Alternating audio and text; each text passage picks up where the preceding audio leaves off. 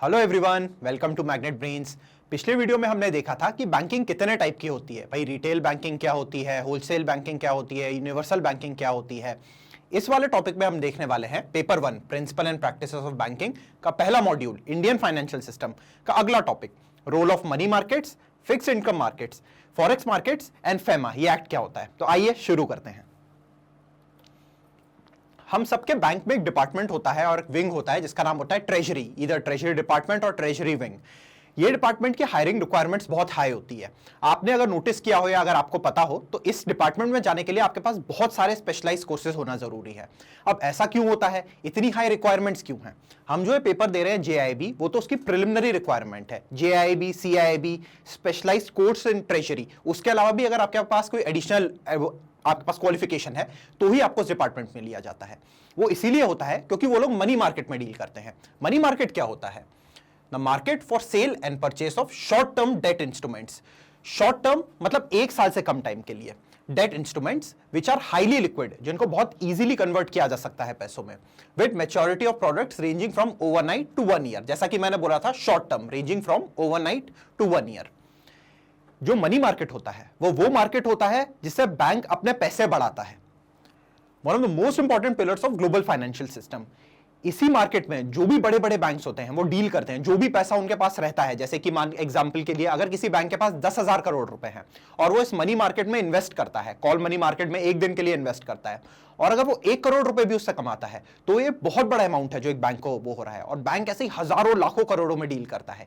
इसलिए department bank के लिए जो ट्रेजरी डिपार्टमेंट होता है वो one of the most important department होता है। अब इस मार्केट के ऑब्जेक्टिव्स क्या है? It enables the borrowers to fulfill short term borrowing needs। भाई अगर किसी बैंक की कुछ रिक्वायरमेंट है, मान लीजिए बैंक के पास एक प्रपोजल आता है, बहुत बड़ा अदानी ग्रुप का प्रपोजल आता है स्टेट बैंक ऑफ इंडिया के पास। वो उनसे बोलता है कि हमें over a period of time 10,000 crore रुपए की जरूरत है। अब स्टेट बैंक के और भी बहुत सारे ऑब्लिगेशंस है और भी बहुत सारी चीजों में स्टेट बैंक डील करता है।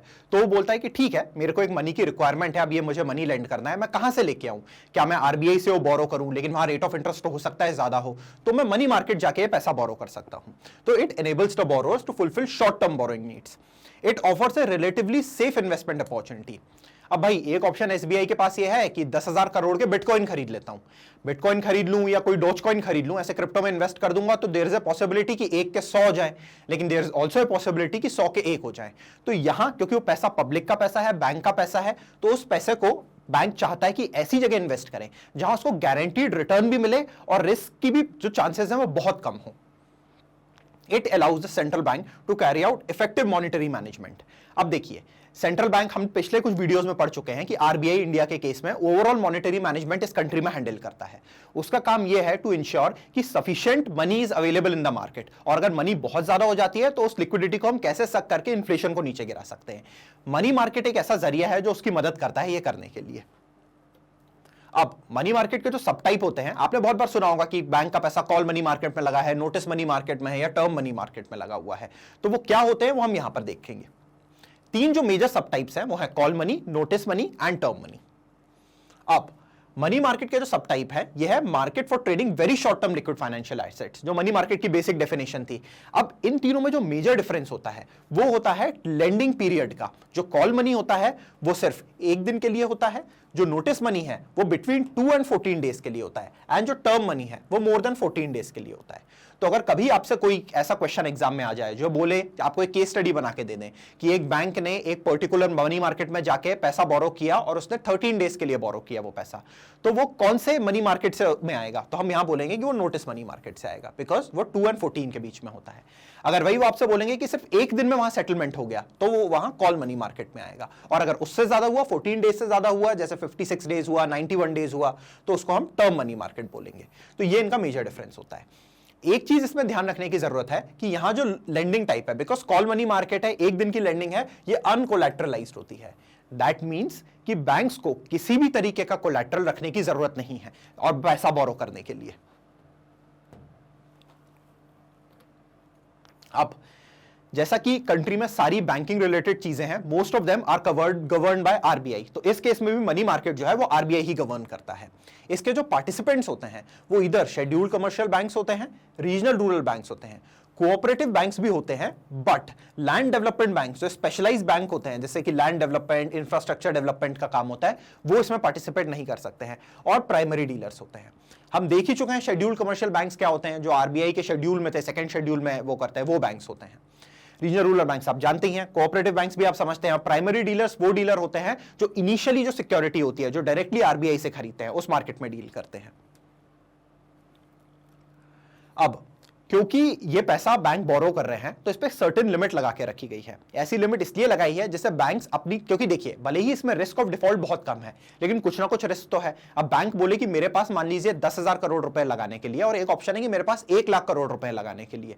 ऑब्वियसली 10,000 करोड़ रुपए पे अगर उनको 1% की कमाई हो रही है, तो वही अगर 1 लाख करोड़ रुपए लगाएंगे तो 1% बहुत बड़ा अमाउंट हो जाएगा, 1,000 करोड़ हो जाएगा। लेकिन कुछ सर्टेन लिमिटेशंस होती हैं जो आरबीआई ने इंपोज करके रखी हुई है इन मार्केट पे इन्वेस्ट करने के लिए। शेड्यूल्ड कमर्शियल बैंक्स के लिए 125% ऑफ कैपिटल फंड्स। अगली स्लाइड में हम समझेंगे कि ये टर्म्स क्या मीन करते हैं, कैपिटल फंड्स, टीयर 1, टीयर 2, ये सब क्या होते हैं। अभी के लिए समझ लीजिए 125% ऑफ कैपिटल फंड्स होता है बोरोइंग लिमिट। और जो लेंडिंग लिमिट है, अगर बैंक किसी और बैंक को पैसा देना चाहते हैं तो that is only 50% of capital funds. मतलब वो लेंड कम कर सकते हैं लेकिन बोरो ज्यादा कर सकते हैं। अब इनका ये किस तरीके की बोरोइंग होती है, इस तरीके की डेली एवरेज बोरोइंग है। ये आउटस्टैंडिंग इन अ फोर्टनाइट, 15 दिन में, should not exceed 100% of the capital funds. कि भाई जो आप डेली एवरेज आपका है वो 100% of the capital funds exceed नहीं करना चाहिए। इस केस में जो आउटस्टैंडिंग लेंडिंग है वो 25%, आधा। इससे तो सीधा आपको याद रहेगा कि 25% या 125 से 100% है, उसका आधा नहीं है। ये याद ध्यान रखने की जरूरत है। अब कोऑपरेटिव बैंक्स के लिए सिर्फ 2% of the aggregate deposit as on March of last financial year. जैसे कि अगर अभी कोई मंथ चल रहा है, अप्रैल चल रहा है किसी साल का, तो अगर आप देखेंगे तो पिछला फाइनेंशियल ईयर जो भी होगा, पिछला मार्च आपका जो 31 रहेगा, उस वाले मार्च तक उनका जो भी एग्रीगेट डिपॉजिट्स थे, उनके पास मान लीजिए 1,000 करोड़ के डिपॉजिट थे या 100 करोड़ के डिपॉजिट थे, तो उसका 2%, that is 2 crore rupees in case of 100 crore, उतना ही वो बोरो कर सकते हैं। बट लेंडिंग में इस केस में कोई लिमिट नहीं है। कई बार इसमें लोग कंफ्यूज हो जाते हैं, क्योंकि उनको क्या लगता है, वो कैसे वो लॉजिकली सोचने की कोशिश करते हैं। उनको क्या लगता है कि शेड्यूल्ड कमर्शियल बैंक्स है वो बहुत बड़े बैंक्स है, कोऑपरेटिव बैंक्स तो बहुत छोटे बैंक्स होते हैं उनके कंपैरिजन में, तो क्या वहां लेंडिंग की लिमिट, लोन लिमिट तो एससीबी में होनी चाहिए, यहां नहीं होनी चाहिए। बट आप ये भी रियलाइज करिए कि एससीबी भले ही बड़े बैंक हैं, और बड़े बैंक होने के कारण उनके पास पैसा भी बहुत ज्यादा है। पैसा ज्यादा होने के कारण अगर वो डिफॉल्ट करते हैं तो रिस्क भी बहुत ज्यादा है, लोगों को नुकसान भी बहुत ज्यादा है। इसीलिए उनकी लिमिट फिक्स की हुई है। और कोऑपरेटिव बैंक क्योंकि बहुत कम पैसा ओन करते हैं, एक मान के चलिए कि अगर एक स्टेट के पास जितना पैसा होगा उतना तो पूरे बैंक के पास पैसा होगा। देखा जाए तो अगर किसी एक स्टेट के शेड्यूल्ड कमर्शियल बैंक के पास जो पैसा होगा, तो पूरे कोऑपरेटिव बैंक के होल ऐसे बैंक के पास उतना पैसा होगा। इसीलिए इनके केस में लिमिट नहीं होती वो करने के लिए। एंड जो प्राइमरी डीलर्स हैं वो 225% of their net owned funds. ये भी हम समझेंगे कि क्या होता है। As on March, same as cooperative bank, as on March of previous financial year on a daily average basis on a fortnight. Daily average basis मतलब रोज का एवरेज, और फोर्टनाइट मतलब 15 दिन, टोटल 15 डेज। अब इनकी जो लेंडिंग लिमिट है, लेंडिंग लिमिट भी यहां पर है 25% of the net own funds on a daily average basis in a fortnight, 15 दिन में। अब इन टर्म्स को समझते हैं कि ये टर्म्स क्या होते हैं।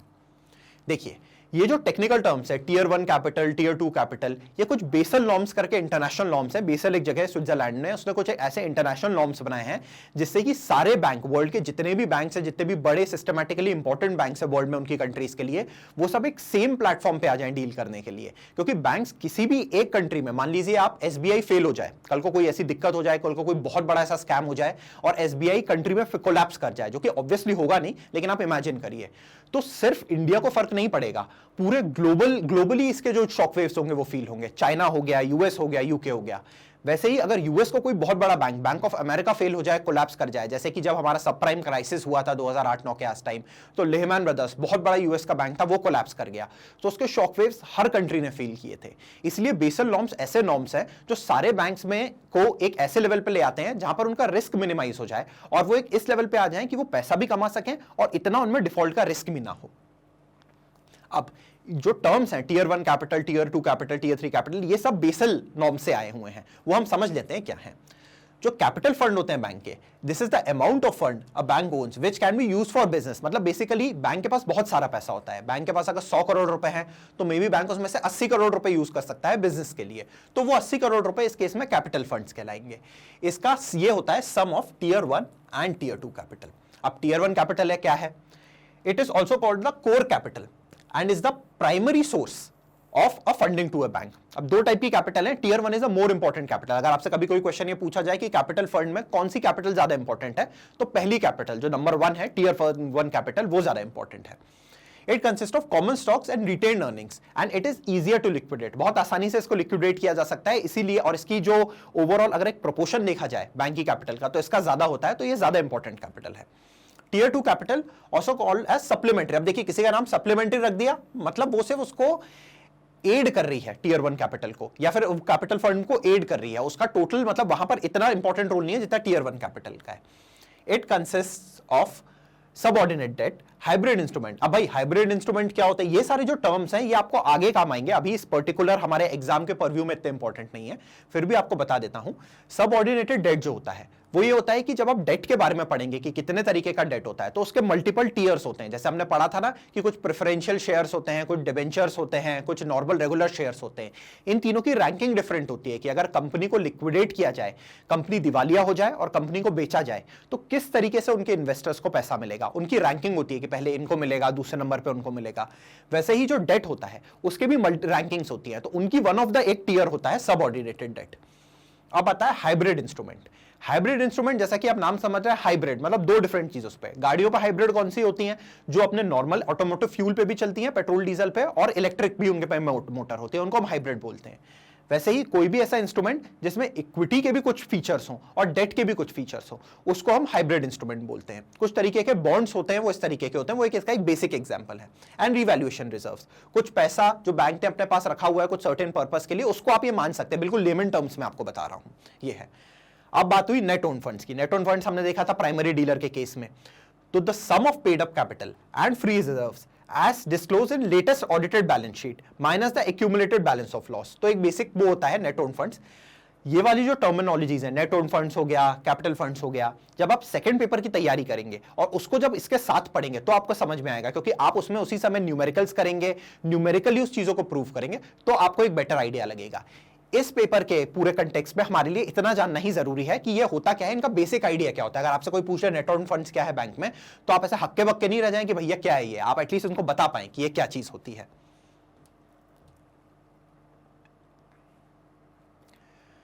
अब ये it is conducted through an auction system. Auction system आपने देखा है, टिक टिक 1 2 3 एंड सोल्ड ऐसा बोलते हैं, उस तरीके का ये आप एक सिस्टम मान सकते हैं। ऑक्शन सिस्टम ये होता है कि लोग उस पर बिड करते हैं, कोई भी चीज का एक प्राइस हो गया, सेट हो गया, डिसाइड हो गया कि भाई ये प्राइस 90 रुपए की ओपनिंग वो है। अब बैंक्स उस पर बिड करते हैं कि मैं 91 में खरीदूंगा, मैं 92 में खरीदूंगा, मैं 93 में खरीदूंगा, जितना भी उसका रेट जाता है खरीदने का, उस रेट पे जो हाईएस्ट बिडर होता है उसको वो दे दिया जाता है। तो ये बिडिंग सिस्टम होता है। और इसका सेटलमेंट कैसे होता है, क्योंकि अमाउंट बहुत बड़े होते हैं, 500 करोड़, 100 करोड़, 1000 करोड़, 2000 करोड़, तो आरटीजीएस जो रियल टाइम ग्रॉस सेटलमेंट, हम ये पढ़ ही चुके हैं पेमेंट सिस्टम में, नेफ्ट आरटीजीएस क्या होते हैं, आरबीआई में जो ऑपरेट करता है उसके थ्रू होता है। अब मनी मार्केट के कुछ इंस्ट्रूमेंट्स होते हैं, हमने मार्केट तो समझ लिया कि भाई मार्केट होता क्या है ओवरऑल। अब इसमें जो डीलिंग होती है, जो वो होती है, वो किसी इंस्ट्रूमेंट्स के कारण होती है। वो इंस्ट्रूमेंट्स होते हैं treasury bill, certificates of deposit, commercial paper and repo. हम तो पढ़ ही चुके हैं रीपर्चेज ऑप्शन, जो हमने आरबीआई में पढ़ा था, repo rate, reverse repo rate, उसी तरीके की जो वो डीलिंग होती है। एक इंस्ट्रूमेंट भी होता है repo. And collateralise borrowing and lending obligation, CBLO। ये अब इनको हम एक एक करके देख लेते हैं कि ये होते क्या है। अब ट्रेजरी बिल, बहुत कॉमनली आप इसका नाम सुनते होंगे, आरबीआई ने कुछ ट्रेजरी बिल इशू किए, गवर्नमेंट ऑफ इंडिया के बिहाफ में इशू किए। अब इसमें एक चीज बहुत इंपॉर्टेंट है ध्यान रखने के लिए, डेफिनेशन के बाद देखते हैं वो क्या चीज है। Short term debt instruments issued by the government of India and marketed by RBI. अब आपको बस इसमें शॉर्ट टर्म याद रखना है। जैसे ही आपने शॉर्ट टर्म रखा, शॉर्ट टर्म हमने वहां क्या बोला था कि it is less than 1 year. Writing थोड़ी सी खराब है तो प्लीज माफ करिएगा, लेस देन 1 ईयर। अब इसका हम टेन्योर देखेंगे तो ये टेन्योर होता है इसका में 91 डेज, 182 डेज, 364 डेज, 365 डेज नहीं होता, एक साल से कम। अब आप बोलोगे कि भाई लीप ईयर हुआ तो अब वो लॉजिक आप जब आरबीआई में चले जाओ वो तब उनको समझाना और चेंज करना। अभी के लिए इतना याद रखो कि 364 डेज होगा ये। तो हमने जैसे कि देखा, short term debt instruments issued by the government of India. ये चीज में बहुत कंफ्यूजन होता है। क्यों? क्योंकि आप आधी बुक्स में देखेंगे, बहुत ऑफिशियल जेआईबी की, बहुत सारे कोचिंग वाले भी आपको पढ़ाएंगे, वो ये पढ़ाएंगे कि it is issued by RBI. सही बात है, उसको at the end of day RBI ही निकालता है गवर्नमेंट के बिहाफ में, and marketed by RBI. But ये जो डेफिनेशन मैंने आपको यहां पर दिखाई है, ये डेफिनेशन मैंने ऑफिशियल आरबीआई की वेबसाइट से ली है।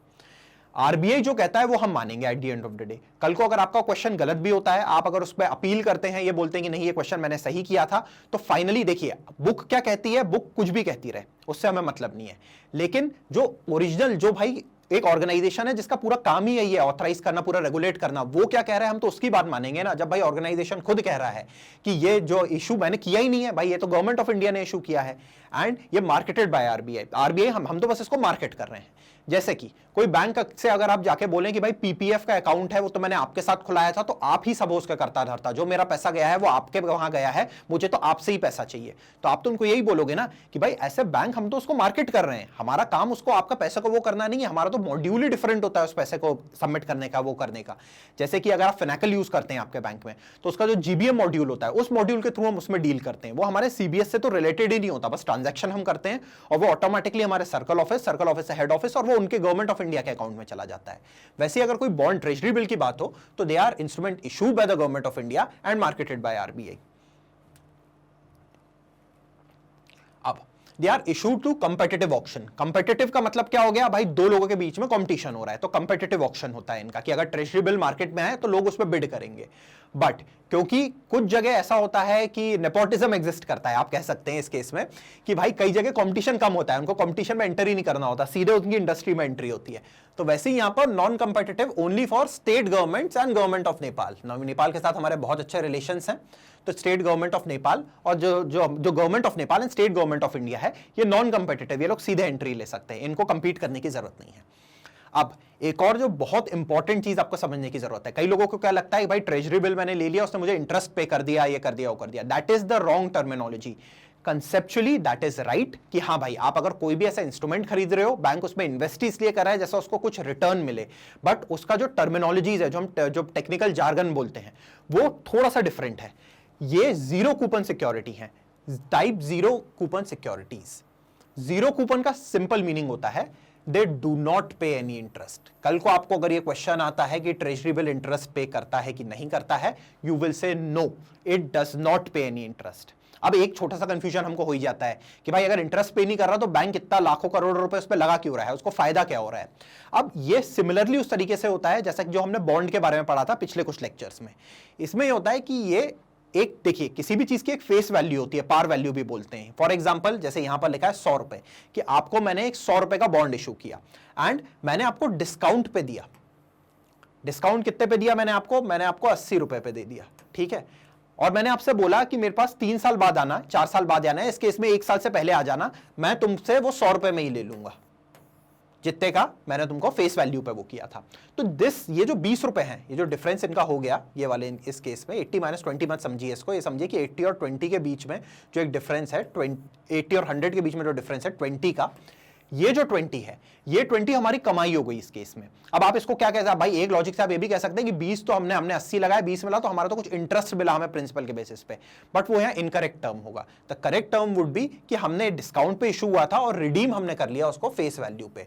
जो डिफरेंस आया which is 20 is the return to the investor. ये है। अब क्योंकि देखिए किसी एक लेमैन से मैं बात करूं और उसको बोलूं कि हाँ यार ऐसा होता है और वैसा होता है और इंटरेस्ट दिया, तो इट इज फाइन। अगर कोई इस कंसेप्ट के लिए प्रिपेयर कर रहा है, कोई और गवर्नमेंट एग्जाम के लिए प्रिपेयर कर रहा है, एक बार अगर वो इस चीज को नहीं पढ़े तो I will say it's fine, it's okay, that is not your job is to clear the exam and get into that particular department. But in our case we are bankers, तो हम लोगों के लिए जानना बहुत जरूरी है।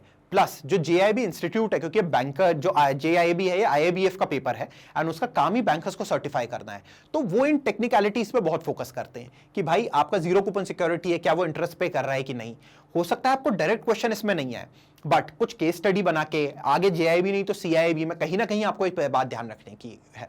तो अगर आप शुरू से ही अपने कंसेप्ट इसमें सही रखेंगे तो आगे आपको बहुत मदद करेगा। अब जो मिनिमम ट्रेडेबल अमाउंट है सेकेंडरी मार्केट, ये 25,000 रुपए है। मतलब आप और मैं अगर इसको खरीदना चाहें तो सेकेंडरी मार्केट से हम खरीद सकते हैं, लेकिन 25,000 रुपए के मल्टीपल्स हैं, 25,000, 50,000, 75,000, 1 लाख, इस तरीके से हम खरीद सकते हैं। और देखिए जैसे कई बार क्या होता है कि हमने ये कंफ्यूजन रहता है कि भाई ईएमआई कटनी थी लेकिन उस दिन तो बैंक की छुट्टी हो गई, तो किस दिन कटेगी, पहले कटेगी कि बाद में कटेगी। तो अब वो बैंक में जो भी आपका होता हो, जैसे भी आपने उसको ऑपरेट करता हो आपका बैंक, कई बार पहले भी कटती है, before the change of date, after the change of date. But इस केस में हमारा जो रिडेम्पशन होगा वो नेक्स्ट वर्किंग डे में होगा। मान लीजिए किसी दिन की छुट्टी है, 10th मई की छुट्टी है और 11th मई को है, तो 11th मई को इसका रिडेम्पशन होगा। अब आप बोलेंगे कि एक दिन ज्यादा रिडीम हुआ तो क्या इस पे हमें उस एक दिन का इंटरेस्ट मिलेगा? दैट इज इररिलेवेंट, आपने खरीदा नहीं है, आपको बस एग्जाम निकालना है, तो that is the relevant thing that you should focus on. अब सर्टिफिकेट ऑफ डिपॉजिट, ज्यादा मतलब सीरियसली तो नहीं पढ़ा रहा ना, ऐसा लग रहा हो आपको कि डांट रहे हैं सर, ऐसा कुछ नहीं है यार, बस बता रहा हूं आपको बेसिक चीजें कि क्योंकि क्या है, इस एग्जाम का जो ओवरऑल परव्यू है दैट इज वेरी वाइड। अब क्योंकि आप जैसे बोलो ना कि यूपीएससी के लिए प्रिपेयर करते हैं तो you have to read everything under the sun, that is not true. आपको एक सिस्टमैटिक अप्रोच चाहिए। वैसे ही इस एग्जाम में भी because you are expose to these terms, किसी ना किसी वे में आपको टर्म्स पता है, तो हमारा मन करता है ऐसे कुछ क्वेश्चन करने का कि हम हमारी जो बाउंड्रीज ऑफ नॉलेज है उसको एक्सपैंड करें, which is very good, you should do it. But ये क्योंकि बेसिक सर्टिफिकेशन है तो अभी हम इस पेपर को निकाल के बेसिक नॉलेज गेन करेंगे, एंड आगे जैसे जैसे आप बैंक में ग्रो करेंगे, जैसे जैसे आप और सर्टिफिकेशन करेंगे, तो हु नोज मे बी आप खुद ट्रेजरी डिपार्टमेंट में चला जाए एंड देन यू डिसाइड कि हाँ भाई वो एक दिन का इंटरेस्ट देना है कि नहीं देना है। सो इसलिए अभी सिर्फ कंसेप्ट पे फोकस करिए। Certificate of deposit, negotiable money market instrument in which the return is assured from the beginning. अब देखो ये बड़े फैंसी टर्म्स, फैंसी डेफिनेशन है। ये मानो एसबीआई में तुमने एफडी की, एसबीआई की आप एफडी लेके गए और आपने बीओबी को बोला कि इस एफडी के अगेंस्ट मुझे पैसा दे दो। क्या ऐसा होता है? हु नोज, मे बी होता हो, मे बी नहीं होता हो। इसको आप ट्रेडेबल फिक्स डिपॉजिट मानो कि भाई आपका रिटर्न पर फिक्स्ड है कि भाई 5% रिटर्न मिलेगा, आपने 1 लाख रुपए लगाए, 1,05,000 रुपए साल में के एंड में ले जाना। ये है। नेगोशिएबल क्यों बोलते हैं? अब नेगोशिएबल मैंने आपको लास्ट वीडियो में भी समझाया था, इस बार भी बता देता हूं। नेगोशिएबल का जो मतलब होता है वो होता है ट्रेडेबल।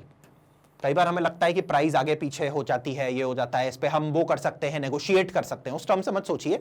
वो भी होता है, नेगोशिएशन भी होता है, लेकिन वो by the virtue of its tradeability होता है, नॉट बिकॉज कि उसका नाम नेगोशिएबल है इसलिए। तो ट्रेडेबल होता है ये, and it is issued either in demat form. Demat क्या? आपका जो भी ब्रोकर होगा, जीरोधा हो गया, कोई और आप यूज कर रहे हैं, तो उसमें आप देख सकते हैं उसको, या फिर यूजर्स प्रोमिसरी नोट, मतलब कुछ नहीं है, बेसिकली आपको एक रिसीट मिल जाएगी अगर आप उसको सिंपली समझना चाहते हैं। एंड इनको इशू कौन कौन कर सकता है? शेड्यूल कमर्शियल बैंक्स कर सकते हैं, except RRB, regional rural bank, और लोकल एरिया बैंक जो हमने देखे थे, जो लोकल एरिया के डेवलपमेंट में होते हैं वो, और all India financial institutions permitted by RBI, जिसको भी आरबीआई परमिट कर दे। लिस्ट यूजुअली जो हमारे एक्सिम बैंक हो गया, नाबार्ड हो गया, इस तरीके के इंस्टीट्यूट्स हो गए, वो इसको इशू कर सकते हैं। अब they can be issued to individuals, corporation, companies, association, trust, funds और एनआरआईज, मतलब ऑलमोस्ट सबको इशू किया जा सकता है, एक्सेप्ट माइनर्स को नहीं किया जा सकता क्योंकि ट्रेडेबल है। अब देखिए माइनर्स का हमारा बहुत एक क्या होता है, बहुत कंफ्यूजन होता है। हम आगे और जब चैप्टर्स पढ़ेंगे, principles of banking, legal and regulatory aspect, जो हम थर्ड पेपर पढ़ेंगे, उसमें आपको चीजें क्लियर होंगी कि माइनर्स बहुत ही, हम कहेंगे कि एक ग्रे एरिया होता है जिसमें हम डील करते हैं। हम उनके साथ कई ऐसे एग्रीमेंट्स भी साइन करते हैं जो कि हो सकता है कोर्ट में वैलिड नहीं हो, लेकिन अब कोई और ऑप्शन नहीं है। फॉर एग्जाम्पल आपके पास माइनर को एजुकेशन लोन के लिए आए तो आप उसको लोन तो दे देंगे, उसके भले ही पेरेंट को आप को-बोरोवर बना देंगे, लेकिन उसके भी डॉक्यूमेंट पे साइन होंगे। बट क्या वो डॉक्यूमेंट्स एनफोर्सेबल हैं कोर्ट में? जब वो माइनर है तब शायद नहीं, वो सब हम आगे पढ़ेंगे। तो जब भी ऐसा कुछ आए तो हमेशा आप एक चीज दिमाग में सोच सकते हैं कि minors will not be included in most of the cases, और जो एक्सेप्शंस होंगे वो तो हम अच्छे से पढ़ेंगे ही। एंड इनका डिनोमिनेशन क्या होता है? अब क्योंकि देखिए सर्टिफिकेट्स ऑफ डिपॉजिट्स हैं, बैंक्स इनमें डील कर रहे हैं, सेकेंडरी मार्केट में भी लोग कर रहे हैं, तो इसका ₹1 लाख होता है, and then multiples of 1 lakh, 1 crore हो सकता है, 500 करोड़ हो सकता है, जो भी हो सकता है। अब इनकी जो मैच्योरिटी है वो 7 days to 1 year है, बहुत छोटा पीरियड है, लेकिन आप ये भी देखिए कि डिनोमिनेटर बेस कितना बड़ा है। 1000 करोड़ या 100 करोड़ पे अगर आप देखेंगे, उस पर 1 साल अगर आप वो करेंगे तो उस पर अगर 5% में इंटरेस्ट है तो बहुत बड़ा अमाउंट हो जाता है। और जो फाइनेंशियल इंस्टीट्यूट्स हैं, अब इसमें ज्यादा क्यों है, इसका अगर आप लॉजिक समझना चाहते हैं या रीजन जानना चाहते हैं तो ये देखिए कि ये इंस्टीट्यूशंस का काम है कंट्री में डेवलपमेंट करना, और डेवलपमेंट लॉन्ग टर्म चीज होती है। इसका जेस्टेशन पीरियड जो हम बोलते हैं किसी भी चीज का, वो बहुत लंबा होता है। इसीलिए इनके लिए 1 साल से 3 साल का पीरियड दिया गया है, क्योंकि दे वांट मनी, इनको पैसा जो रिटर्न करना है और वो करना है, ये लंबे टाइम में ही उससे रेवेन्यू जनरेट कर पाते हैं। बैंक्स तो शॉर्ट टर्म लेंडिंग कर लेते हैं, लेकिन ये जो फाइनेंशियल इंस्टीट्यूशंस है, रीफाइनेंसिंग हमेशा लॉन्ग टर्म के लिए करते हैं। इस तरीके से आप इसको याद रख सकते हैं कि इनकी मैच्योरिटी ज्यादा होती है। अब आता है हमारा commercial paper.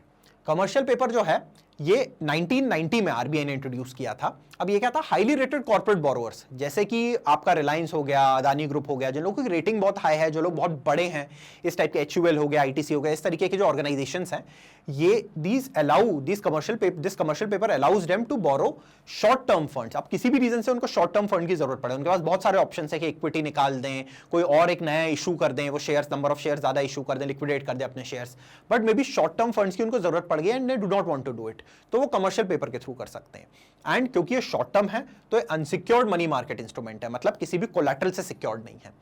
And it is issued in the form of a promissory note, मतलब I promise to pay you this particular sum on this particular date, ये होता है प्रोमिसरी नोट। IOU जो बोलते हैं, जो बाहर चलता है कि एक पेपर में लिख के दे दिए कि आई ओ यू दिस मच मनी, ये इस तरीके का होता है।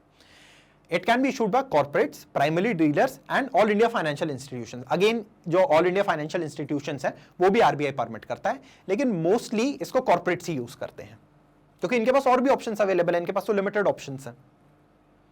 अब इसकी एलिजिबिलिटी, अब देखिए कोई भी ऐसा कॉर्पोरेट नहीं कि आप बोलो कि मैं एक प्राइवेट लिमिटेड कंपनी बना देता हूं और मैं इशू कर देता हूं, नहीं, हाँ कर सकते हो आप, प्रोवाइडेड आपका टेंजिबल नेटवर्थ 4 करोड़ से ऊपर हो, वर्किंग कैपिटल लिमिट जो आपने बैंक से हम जो सीसी लिमिट बनवाते हैं, WCTA वो बोलते हैं जो हम लोग वर्किंग कैपिटल, वो 4 करोड़ से ऊपर हो, और borrowal account of country standard asset हो, मतलब कि एक हमारे अलग, जब हम NPA में पढ़ेंगे कि किस तरीके के एसेट्स होते हैं, तो मतलब इसका इंटरेस्ट ये रेगुलरली सर्व कर रहा हो, ये होता है। और क्रेडिट रेटिंग, अब आपने ये चीज नोटिस की होगी कि जब भी आपके बैंक में कोई बड़ा प्रपोजल आता है या छोटा प्रपोजल भी होता है तो हम ब्रांच लेवल पे उसकी रेटिंग करते हैं, एंड अगर बड़ा प्रपोजल होता है जो हमारा सर्कल ऑफिस होता है या वो इसकी आगे रेटिंग करता है। उसी तरीके से जो एक्सटर्नल रेटिंग एजेंसीज होती हैं, जो भी आपके बैंक की लिमिट होगी कि इतने करोड़ के ऊपर होती है, वैसे ही उस कॉर्पोरेट की जो रेटिंग है वो सेबी रजिस्टर्ड सीआरए, जो क्रेडिट रेटिंग एजेंसी है, क्रिसिल हो गया, आपने बहुत सारी होती है, मूडीज वो हो गया, स्टैंडर्ड एंड पुअर का तो क्रिसिल है ही, इस तरीके की जो रेटिंग एजेंसीज हो गई, इसमें मिनिमम A3 होनी चाहिए या उसका इक्विवेलेंट जो भी वहां पर हो, एंड P2 होनी चाहिए क्रिसिल की जो रेटिंग होती है, ये उसका बेसिक एलिजिबिलिटी होनी चाहिए। अब कमर्शियल पेपर की जो मैच्योरिटी है, शॉर्ट टर्म है तो 7 days to 1 year from the date of issue, और हॉलीडे इसका प्रीसीडिंग वर्किंग डे में होता है। हमने पहले क्या देखा था कि भाई पेमेंट हमारा आने वाले पे होगा, नेक्स्ट वर्किंग डे पे होगा, लेकिन इस केस में प्रीसीडिंग वर्किंग डे में होता है। कभी कभार ऐसे छोटे डिटेल्स पूछ लिए जाते हैं। It should not exceed the validity of the credit rating. हाँ, अब क्या होता है कि आपकी जो मैच्योरिटी है, क्रेडिट रेटिंग ना ऐसी नहीं होती कि ब्लैंकेट क्रेडिट रेटिंग होती है कि आपको बोल दिया जाए कि भाई रिलायंस तो सबसे अच्छा ऑर्गेनाइजेशन है, इस ऑर्गेनाइजेशन की रेटिंग इतनी अच्छी हम दे देते हैं कि 100 साल तक ये रेटिंग वैलिड रहेगी, विच इज नॉट पॉसिबल। हो सकता है 100 साल के बाद रिलायंस एग्जिस्ट ही ना करे, तो किस बात की रेटिंग? तो रेटिंग किसी भी एक पर्टिकुलर टाइम पीरियड की होती है, ईयरली होती है, 2 ईयरली, जितनी भी होती है वो डिपेंड करता है किस तरीके की रेटिंग है। तो मान लीजिए 1 साल की रेटिंग है वो है, लेकिन वो रेटिंग कब हुई? 1 अप्रैल को हुई, 1 अप्रैल को हुई, और वो, या इसको मैं ऐसे लिख देता हूं, आपकी 1/4 को रेटिंग हुई और इसकी वैलिडिटी है आपकी 31/12 तक की। अब आपने 1/4 को ही उनसे मैच्योरिटी का वो ले लिया, कमर्शियल पेपर ले लिया, तो वो 31/12 तक ही उसकी मैच्योरिटी होनी चाहिए। वो रेटिंग को, उसकी जो पीरियड को, इसको एग्जिस्ट नहीं करना चाहिए, क्योंकि हो सकता है उस पर्टिकुलर टाइम में रेटिंग गिर गई हो, कोई बड़ा स्कैम आ जाए, कोई इशू आ जाए तो रेटिंग गिर जाए। तो इसलिए हम उसको सिर्फ मैच्योरिटी के, जब हमारी क्रेडिट रेटिंग की मैच्योरिटी होती है वो उसकी अपर लिमिट होती है। केस स्टडी में क्वेश्चन बन के आ सकता है। अब जो डिनोमिनेशन है वो 5 लाख एंड इट्स मल्टीपल, क्योंकि भाई बहुत बड़े ऑर्गेनाइजेशन कर रहा है, 2-5 लाख के लिए तो कर नहीं रहा होगा, तो 5 lakh and it's multiple, and it should not exceed जो 100% of the net own funds है। अब किसको इशू हो सकता है? इंडिविजुअल्स, ऑब्वियसली माइनर्स को नहीं, banking companies, other corporate registered in India, unincorporated bodies, जो इनकॉर्पोरेटेड बॉडीज हैं, जैसे कि कोई ट्रस्ट या कोई भी छोटा ऑर्गेनाइजेशन हो गया जो अपने पास रखना चाहता है, उसको भी हो सकता है। NRIs and AII as per SEBI limit, जो फॉरेन इंस्टीट्यूशनल इन्वेस्टर्स हैं, सेबी की लिमिट के अकॉर्डिंग उसको हम कर सकते हैं। And issued at discount at to the face value, similar concept ऐसे बॉन्ड कि इसको डिस्काउंट पे, जो भी फेस वैल्यू मान लो 100 रुपए है तो ये 90 रुपए पे इशू होगा और रिडीम होगा या अगेंस्ट 100 रुपए पे होगा। अब बात करते हैं हम रेपो की। पिछले वीडियो में हमने समझा था कि रेपो रेट क्या होता है, इस रेट का क्या इंप्लीकेशन है, इसको पॉलिसी रेट क्यों बोलते हैं। अब रेपो का सिमिलर कंसेप्ट है, ये रीपर्चेस एग्रीमेंट है between 2 eligible buyers and sellers for borrowing and lending of funds on collateralised basis. अब इसमें आप मेन चीज क्या याद रखिए कि भाई कोलैटरल लगता है, ये काम रखने की, और इसको हम बहुत छोटे से एक एग्जांपल से समझ लेते हैं। पिछली बार वाले एग्जांपल लेते हैं। मुझे पैसा चाहिए एंड आप रेडी हो मुझे बोरो करने के लिए। अब आपने बोला कि कितना पैसा चाहिए, मैंने बोला 10,000। आपने बोला कि यार 10,000 तो बहुत ज्यादा है, कोई आपका भरोसा नहीं, दो कि नहीं दो, तो आप मेरे को क्या कोई कोलैटरल दे पाओगे? तो मैंने बोला कि मेरा मोबाइल है, मोबाइल की प्राइस 10,000 से ज्यादा है, आप मेरा मोबाइल अपने पास रख लीजिए। आपने बोला ठीक है बिल्कुल, आप मोबाइल दे दो, 10,000 ले लो, लेकिन मेरा क्या फायदा, मतलब उसमें मेरा कोई फायदा नहीं है। चलो कोलैटरल तो है मेरे पास, सेफ हो गया अगर आपने पैसा नहीं दिया तो, बट कुछ इंटरेस्ट रेट या ऐसा कुछ, तो मैं आपको बोलूंगा कि एक काम करते हैं, आप मेरा मोबाइल ले लो, मुझे 10,000 रुपए दे दो, मैं आपको 12,000 रुपए दूंगा और मैं वही मोबाइल आपसे वापस ले लूंगा, वापस खरीद लूंगा, अगर हम टेक्निकल टर्म्स में देखें तो, कि आपसे वापस खरीद लूंगा। बस यही होता है रीपर्चेस एग्रीमेंट जो होता है, कि आप रीपर्चेस करने का, कोई भी सिक्योरिटी आपने रखवाई, उसको रीपर्चेस करने का आपने एक एग्रीमेंट कर लिया किसी के साथ। अब it involves the sale of a security with an agreement to repurchase at a future date. मैंने जैसे मोबाइल आपको दिया और रीपर्चेस करने का आपसे एग्रीमेंट कर लिया फ्यूचर डेट पे एट ए प्री डिटरमाइंड प्राइस। हमने पहले डिसाइड कर लिया कि भाई 12,000 रुपए मैं खरीदूंगा। आप बोलो, मैं आपके पास आके बोलूं कि 11,500 में दे दो, तो आप नहीं दोगे, या आप मुझसे बोलो कि 12,500 में, तो मैं बोलूंगा कि ये तो गलत बात है, अगर मैं आपसे टाइम सही ले रहा हूं तो ये होता है ये। अब इसमें एलिजिबल सिक्योरिटीज क्या क्या होती हैं, ये तो एक एग्रीमेंट का टाइप हो गया। अब इसकी सिक्योरिटी क्या क्या होती हैं? Central state government treasury bill bond जो इशू करते हैं वो हो गई, listed corporate bonds and debentures, commercial paper, certificate of deposit जो ट्रेडेबल एफडीज थी, units of debt exchange traded funds, ETFs क्या होते हैं हम आगे पढ़ेंगे, एक्सचेंज ट्रेडेड फंड्स क्या होते हैं, ETFs, security of local authority specified by the central government. अब मान लो गवर्नमेंट बोल दे, फॉर एग्जांपल बोल दे कि सीबीआई को ऑथराइज कर दे कि सीबीआई कोई बॉन्ड निकालना चाहता है और उस बॉन्ड से वो मतलब बेटर क्राइम को पकड़ने में वो करेगा। जो सोशल बॉन्ड्स होते हैं यूके में, अगर आपको टाइम मिले तो आप पढ़ना उनके बारे में, सोशल डेवलपमेंट बॉन्ड्स बोलते हैं उनको। तो इस तरीके की कोई भी लोकल अथॉरिटी को ऑथराइज करे सेंट्रल गवर्नमेंट, तो उसको भी हम बॉन्ड्स को यहां पर रीपर्चेस एग्रीमेंट पे वो करेंगे। ये बस आपको इतना याद रखना है कि इनके अलावा कोई security of A local authority but specified by the central government, ये कंडीशन मीट होनी चाहिए इनको एक्सेप्ट करने के लिए रीपर्चेस एग्रीमेंट में। अब इसमें एंटिटीज कौन कौन सी एलिजिबल है? कोई भी रेगुलेटेड एंटिटी, उसके अलावा कोई भी लिस्टेड अनलिस्टेड कॉर्पोरेट, और ये जो अनलिस्टेड और लिस्टेड कॉर्पोरेट्स हैं इस केस में, तो यहां सिर्फ only special securities issued by the government of India, कोई भी स्पेशल ऐसी सिक्योरिटी उन्होंने इशू की गई है उसमें ही डील कर सकते हैं, सब में नहीं कर सकते। All India financial institutions as always, any other entity approved by RBI. अब इसके दो और टाइप होते हैं, एक होता है रिवर्स रेपो। अब आप ये बात समझिएगा, रेपो के केस में ये होता है, उसमें ये रहता है कि दो पार्टीज होती हैं जिनको हम टेक्निकल इकोनॉमिकल टर्म्स में काउंटर पार्टीज बोलते हैं। एक पार्टी कुछ कर रही है तो दूसरी पार्टी दूसरी चीज कर रही है, तो एक पार्टी का रेपो चल रहा है तो दूसरे का रिवर्स रेपो चल रहा है। कैसे? कि buying of security and lending fund, आपने मुझसे सिक्योरिटी खरीदी, तो इस केस में रेपो वाले में मैंने आपसे पैसा लिया तो मैं रेपो वाला हो गया, आप रिवर्स रेपो वाले हो गए, क्योंकि आपने मुझसे सिक्योरिटी ले ली, आपने मेरा मोबाइल मुझसे 10,000 में खरीद लिया, मुझे 10,000 रुपए दे दिए एंड बाद में आपने वही 12,000 में मुझे बेच दिया, तो आपने 2,000 रुपए कमा लिए, तो वो आपकी लेंडिंग और उस पर इंटरेस्ट थी, तो वो रिवर्स रेपो होता है। अब आता है try party repo. Try party में क्या होता है, एक थर्ड पार्टी हो जाती है, आप मैं रहेंगे और एक, जैसे आप बोलो कि मैं बोलूं कि मुझे आप पे भरोसा नहीं, आप बोलो मुझे भी तुम पे भरोसा नहीं है यार, तो हमने किसी एक थर्ड पार्टी को खड़ा कर दिया। हमने बोला कि ये जो एक पार्टी है ये अनबायस्ड पार्टी है, ही विल मेक श्योर कि भाई जो भी एक्सचेंज हो रहा है या जो भी वो हो रहा है ये फेयर रहे और हम दोनों एक दूसरे को चीट ना कर पाए। तो मैं अपना मोबाइल उनको दे सकता हूं या मोबाइल वो आपके बिहाफ पे होल्ड करेंगे और पैसा आप उनको दे दोगे जो आपके बिहाफ पे मुझे दे देंगे। इसका ऑब्वियसली वो कुछ चार्ज लेंगे, एक मिडिलमैन होने का चार्ज लेंगे, तो वो ट्राई पार्टी रेपो होता है। अब जो फाइनल इसका इंस्ट्रूमेंट हमने देखा था, collateralise borrowing and lending obligation, इसको clearing corporation of India operate करता था एंड ये है entities with no or restricted access to call money market. भाई कोई एक ऐसी एंटिटी है जिसका कॉल मनी मार्केट, जैसे कोई कोऑपरेटिव बैंक है जिसका ये वाला वो जिसमें लैंड एरिया डेवलपमेंट बैंक आ गया, जिसके पास एक्सेस नहीं है उस मार्केट का, तो वो इसके थ्रू कर सकता है, collateralise borrowing and lending obligation के through. Clearing corporation of India इसको हैंडल करेगा और ये फिर उससे आपका मार्केट वो करेगा, एक्सेस करेगा। And it work similarly to a bond, जैसे बॉन्ड वर्क करता है उसके तरीके से करेगा। बट अब इसको डिसकंटिन्यू कर दिया गया है और ट्राई पार्टी रेपो, इससे इसको रिप्लेस कर दिया गया है। तो इसके बारे में बस बेसिक नॉलेज ही हमारे लिए जरूरी है। अब आता है हमारा फिक्स्ड इनकम मार्केट। ये डेट सिक्योरिटीज मार्केट और बॉन्ड मार्केट बोलते हैं। फिक्स्ड इनकम मतलब कि भाई यहां इनकम हमारी फिक्स्ड है, यहां पर हमारे को जो हमने बात की हुई है कि हाँ भाई इतने रुपए पे हमें वो चीज मिलेगी तो उतने रुपए पे ही मिलेगी। इक्विटी में इनकम फिक्स नहीं होती, आपकी इनकम बहुत ज्यादा भी हो सकती है, बहुत कम भी हो सकती है, बट यहां पर इनकम फिक्स्ड होती है। तो जब आप हाइब्रिड इंस्ट्रूमेंट की जो हम बात कर रहे थे कुछ स्लाइड्स पहले, वहां हमारी क्या बात हुई थी कि जो हमारा कोई एक ऐसा इंस्ट्रूमेंट है जिसमें एक पार्ट ऑफ इनकम तो फिक्स्ड है बट एक पार्ट फिक्स नहीं है, आगे पीछे हो सकता है, तो वो हाइब्रिड इंस्ट्रूमेंट होता है। यहां पर क्या है, इसका मेन एडवांटेज क्या है, it is a low risk low return instrument. अब देखिए अगर आपका बेस बड़ा है, मान लीजिए आपके पास 1 लाख रुपए की एफडी है और आप उसको एसबीआई में डालते हैं या पंजाब नेशनल बैंक में डालते हैं और आपको 5% रेट ऑफ रिटर्न मिलता है, तो आपने 5,000 रुपए कमाए, which is a good amount, लेकिन not enough to live with, ऐसा अमाउंट नहीं है वो।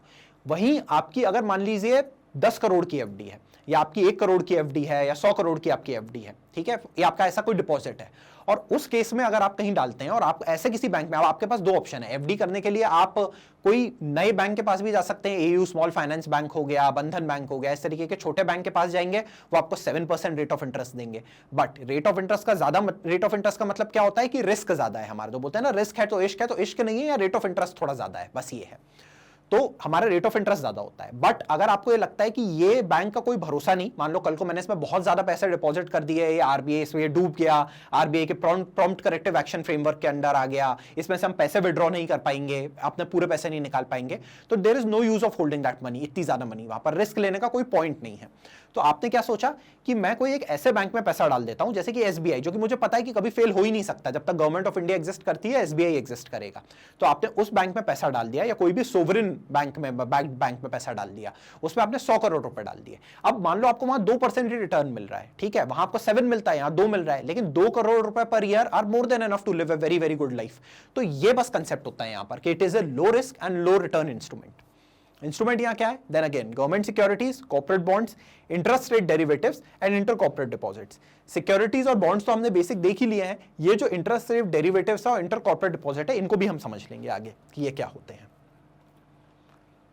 गवर्नमेंट सिक्योरिटीज जो सेंट्रल और स्टेट गवर्नमेंट इशू करती हैं, एंड इनका पर्पस क्या होता है, गवर्नमेंट क्यों इनको इशू करती है, क्योंकि financing of fiscal deficit. Fiscal deficit क्या है कि भाई मतलब वो जो क्या है ना, वो आमदनी है खर्चा रुपया, ये आमदनी अठन्नी खर्चा रुपया, वो वाला कंसेप्ट है कि हमारे एक्सपेंसेस तो ज्यादा हैं, कि हमने भाई गवर्नमेंट ऑफ इंडिया क्योंकि इतना ज्यादा डेवलपमेंट में पैसा लगाती है कि मान लीजिए उसने 1000 करोड़ या 1 लाख करोड़ रुपए लगा दिया डेवलपमेंट में, बट उसकी जो ओवरऑल इनकम है फ्रॉम ऑल द सोर्सेज हुई 80,000 करोड़ या 90,000 करोड़ की, तो 10,000 करोड़ रुपए का जो एक गैप बच गया वो फिस्कल डेफिसिट कहलाता है। अब कंट्री के डेवलपमेंट के लिए वो भी जरूरी है, कंट्री ये भी नहीं कह सकती कि नहीं मैं पैसा कम खर्च करूंगी, पैसा कमाऊंगी, क्योंकि पैसा किस चीज के लिए गवर्नमेंट कमा रही है, आप और मेरे लिए, हमारे अपने सिटीजन्स के लिए, टू मेक श्योर कि हम एक अच्छी लाइफ जी पाए।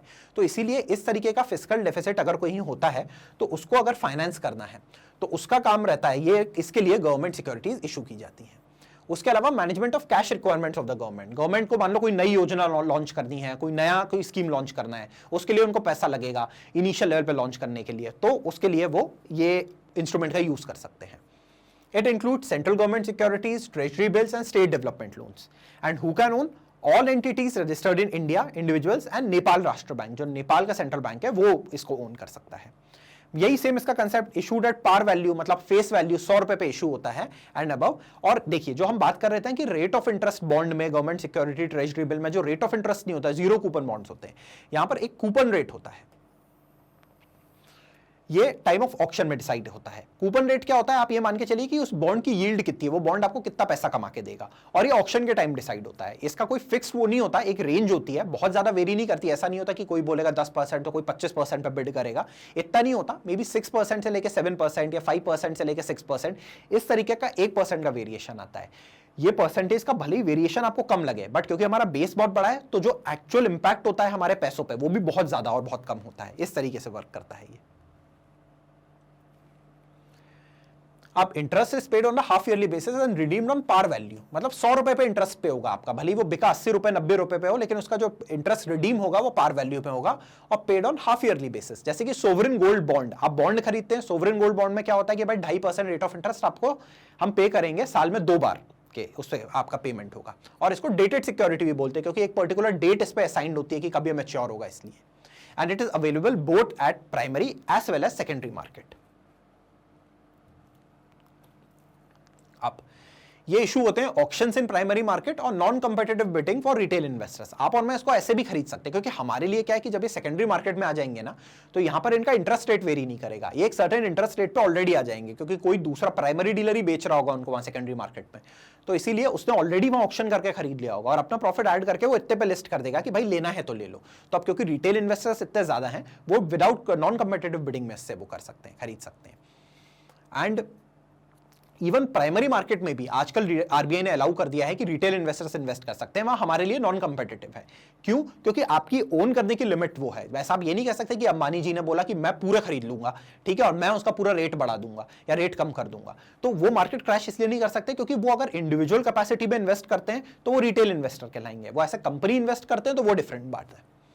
अब स्टेट डेवलपमेंट लोन्स, ये dated security issued by the state, कुछ नहीं होता, एक स्टेट को अपने डेवलपमेंट के लिए जो लोन चाहिए होता है उसको वो ऑन पेपर एक बॉन्ड टाइप का बना देता है और वो इशू करता है, वो बेसिकली ये होता है। एंड सेकेंडरी मार्केट में यहाँ जो डीलिंग होती है वो टेलीफोनिकली होती है या फिर इलेक्ट्रॉनिक, जो negotiated dealing system of order matching NDSOM, ये सिस्टम के थ्रू सेकेंडरी मार्केट में होता है। End of course like everything else in this particular chapter it is manage by RBI और settlement clearing corporation of CCI जो है clearing corporation of India करता है। टाइमिंग वैसे इंपॉर्टेंट नहीं है लेकिन पढ़ सकते हैं, आपकी 9 AM to 5 PM इसकी टाइमिंग होती है। इतने में अगर आप करना चाहें या फिर अगर मान लीजिए आप बैंक के ट्रेजरी डिपार्टमेंट में जाते हैं तो इस टाइम में आप ऑपरेट करेंगे।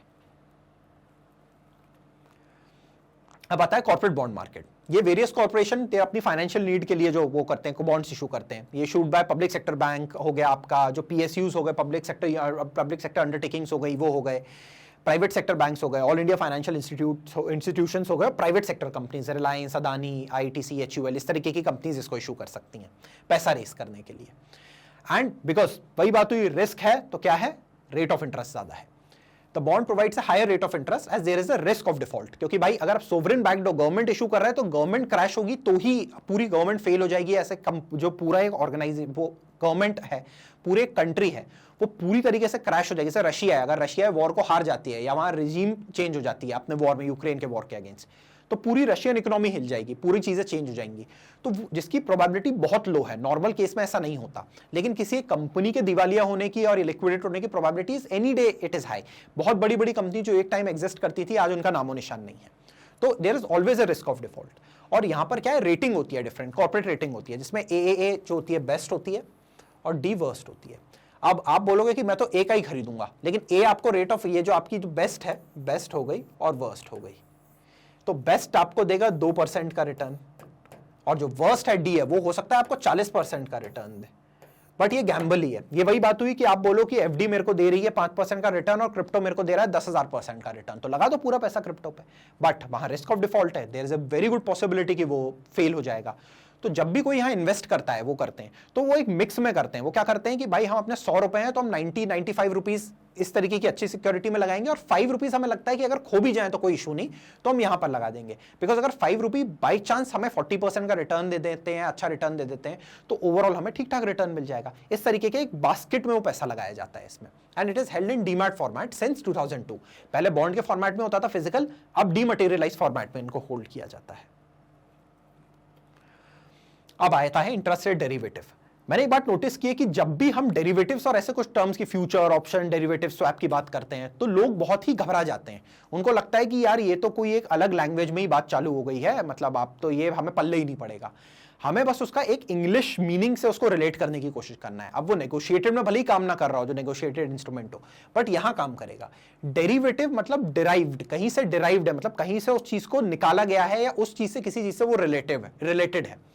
तो इंटरेस्ट रेट डेरिवेटिव मतलब इंटरेस्ट रेट से डिराइव की हुई जो वैल्यू है उसको हम बोलेंगे इंटरेस्ट रेट डेरिवेटिव।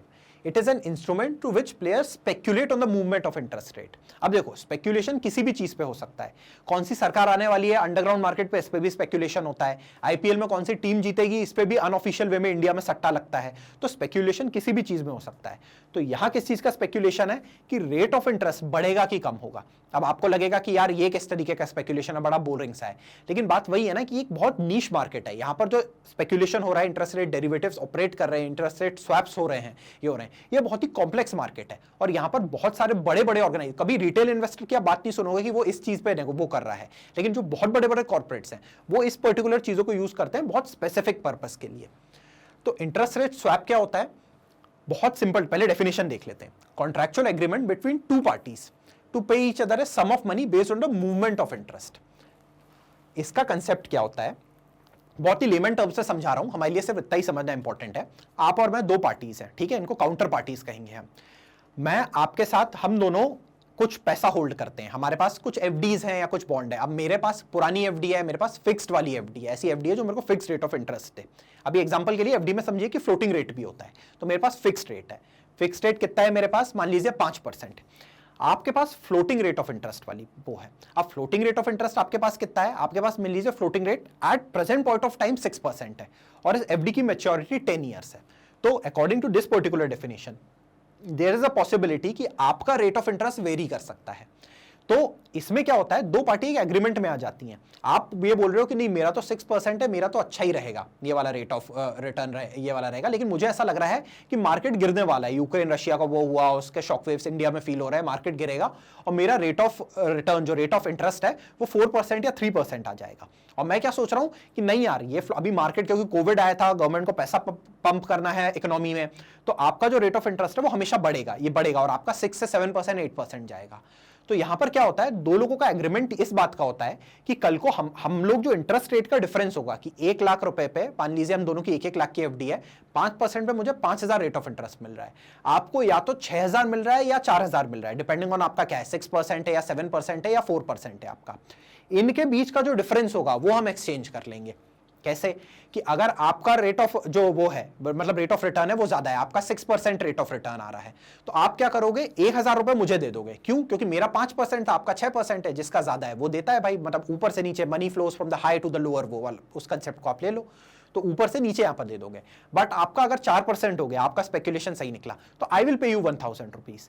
अब आप देखो कितना कॉम्प्लेक्स सिस्टम है, ये तो मैंने आपको बहुत बेसिक सिस्टम में बताया, वर्ड्स में से एक्सप्लेन किया, लेकिन ये बहुत ही कॉम्प्लेक्स सिस्टम है। और यहां सबसे बड़ा एडवांटेज क्या है कि हमें अपना मेजर पैसा लगाने की जरूरत ही नहीं है, हम तो बहुत ही छोटे, मतलब बहुत ही स्मॉल विंडो में डील कर रहे हैं।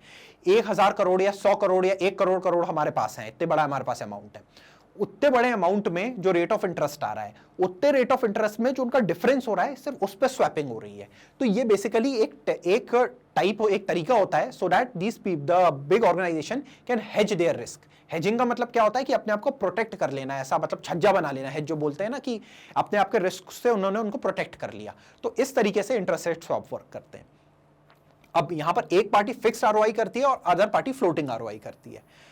कल को मान लो जेआईबी को कुछ हो जाए वैसे और आपसे इससे क्वेश्चन पूछ ले और बोले कि दोनों party floating rate of interest पे कर सकते हैं क्या, तो हाँ कर सकते हैं, both can play floating rate of interest, but एक ही इंडाइस से फ्लोटिंग नहीं होना चाहिए। फॉर एग्जांपल एक पार्टी मान लो for example national stock exchange से अपना रेट ऑफ इंटरेस्ट डिराइव करती है कि भाई इसके अकॉर्डिंग मैं अपना इंटरेस्ट रेट फ्लोट कराऊंगा, बट दूसरी पार्टी को अगर कराना है तो वो बॉम्बे स्टॉक एक्सचेंज से कराए, वो नेशनल स्टॉक एक्सचेंज वाले उसमें नहीं करेगी। दो पार्टी वो ना कोई डिफरेंस ही नहीं, आप खुद सोचो ना, एक पार्टी का 6% है, दूसरा का भी 6% था, दोनों के गिर के 4% हो गए, दोनों के गिर के 7% हो गए, तो देयर इज नो डिफरेंस, तो कोई पॉइंट ही नहीं निकला ना एग्रीमेंट करने का। तो बस एक नाम का एग्रीमेंट हो गया कि मैं और आपका एग्रीमेंट हुआ कि एक दूसरे को 100 रुपए दे देंगे, हो गया एग्रीमेंट। तो क्या इसका कुछ फायदा हुआ? नहीं हुआ ना। तो दो डिफरेंट इंडाइस पे अगर मैं आपको बोलूं कि आप मेरे को $100 दोगे और मैं आपको उसके इक्विवेलेंट का रुपए दूंगा, तो दोनों की currency at this point of time तो बराबर है, बट फ्यूचर का क्या पता, हो सकता है कि कंट्री भाई अगर अच्छे उसमें मूव कर रही है, हमारी इकोनॉमी स्ट्रांग होती जा रही है, तो हो सकता है हमारी कंट्री के